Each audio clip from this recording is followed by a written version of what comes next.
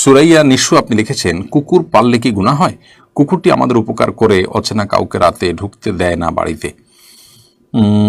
কুকুর পাললে গুনাহ হয়, ব্যাপারটা এরকম নয়।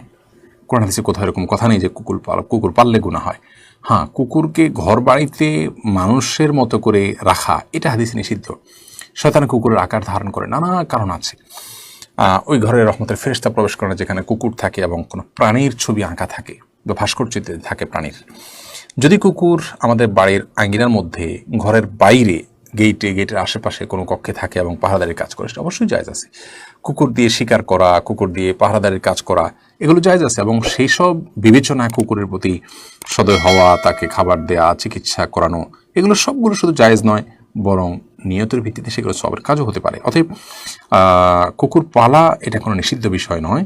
কুকুরকে বাসা বাড়িতে রাখা নিজেদের মতো করে জাস্ট শখের বসে, সেটা নিষিদ্ধ। তবে হ্যাঁ, কুকুর যদি আপনার কোনো উপকারে নাও আসে, তারপর আপনি কুকুরকে যদি উপকার করেন তো আপনি সওয়াব পাবেন।